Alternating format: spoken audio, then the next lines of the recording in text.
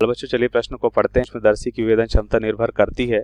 हमें विकल्प दे रखा है नेत्रिका की फोकस दूरी उसके द्वारक पर, नेत्रिका एवं दृश्य की फोकस दूरी पर, नेत्रिका एवं दृश्य के द्वारक पर, वस्तु की दीप्त करने वाले प्रकाश के तरंग दैर्ध्य पर। इस प्रश्न को समझने के लिए सबसे पहले हम प्रश्न की मुख्य अवधारणा को समझेंगे। तो हम लिखते हैं मुख्य अवधारणा। मुख्य अवधारणा। तो सबसे पहले हम देखेंगे कि सूक्ष्मदर्शी की विवेदन क्षमता क्या होती है। सूक्ष्मदर्शी की विवेदन क्षमता हम देखेंगे। सूक्ष्मदर्शी की विवेदन क्षमता, सूक्ष्मदर्शी की विवेदन क्षमता।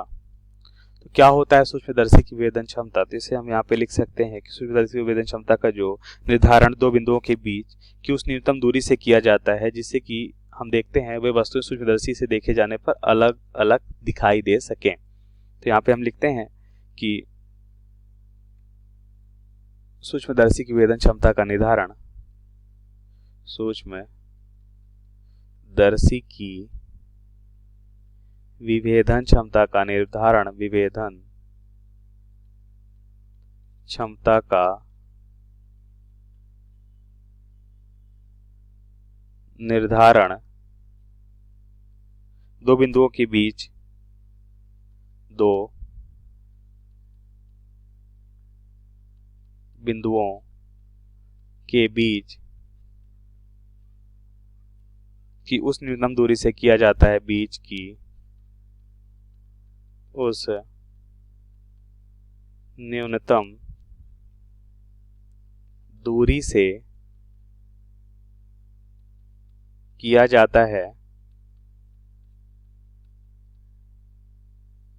जिससे वे वस्तुएं सूक्ष्मदर्शी से देखे जाने पर अलग अलग दिखाई दे जा सके।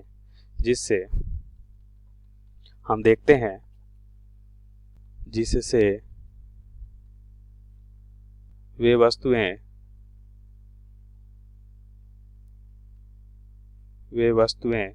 सूक्ष्मदर्शी से देखे जाने पर, सूक्ष्मदर्शी से देखे जाने पर अलग अलग दिखाई दे सकें, अलग अलग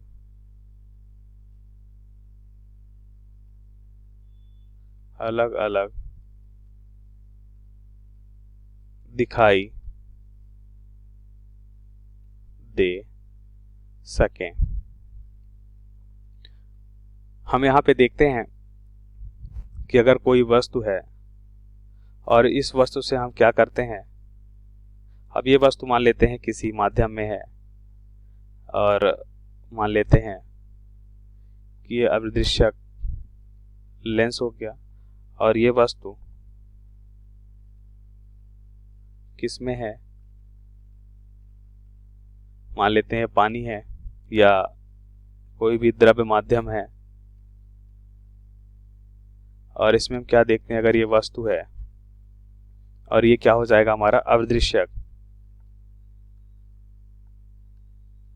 ये क्या है अभिदृश्यक है। तो हम देखते हैं कि अगर ये इस शंकु के साथ अर्धकोण अगर थीटा बनाता है तो हम विभेदन क्षमता का सूत्र देखेंगे। सूक्ष्मदर्शी की विभेदन क्षमता का जो सूत्र होगा वो क्या हो जाएगा, 2 म्यू साइन थीटा बटा लैम्डा। जहां पे ध्यान से देखिए थीटा हमने देखा इस शंकु का अर्धकोण है, म्यू क्या है इस पदार्थ का या इस माध्यम का अपवर्तनांक हो जाएगा, लैम्डा क्या हो जाएगा, इंपॉर्टेंट है लैम्डा लिखिए, लैम्डा होता है वस्तु को प्रकाशित करने के लिए प्रयुक्त प्रकाश का तरंग दैर्ध्य। क्या होता है, वस्तु को प्रकाशित करने के लिए, वस्तु को प्रकाशित करने के लिए प्रयुक्त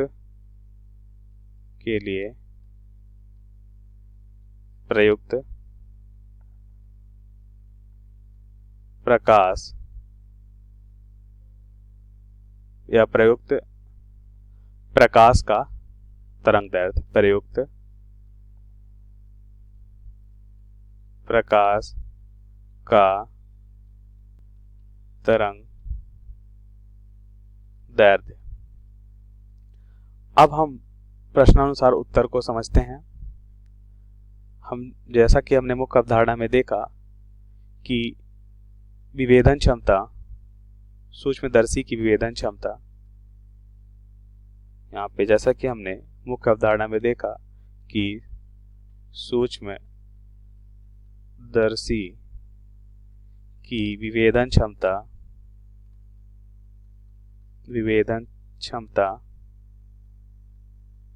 क्या होती है?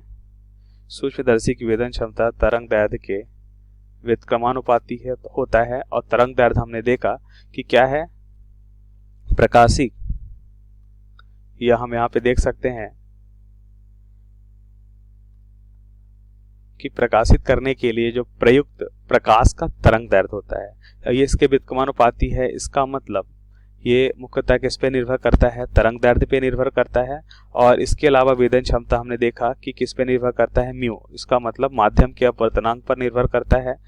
तो अब विकल्प को देखिए, तो नेत्रिका की फोकस दूरी उसके द्वारक पर, नेत्रिका एवं अदृश्य की फोकस दूरी पर, नेत्रिका एवं दृश्य के द्वारकों पर, वस्तु को दीप्त करने वाले प्रकाश के तरंग दैर्ध्य पे। यह बिल्कुल सही विकल्प हो जाएगा कि वस्तु को दीप्त करने वाले प्रकाश के तरंग दैर्ध्य पर निर्भर करता है।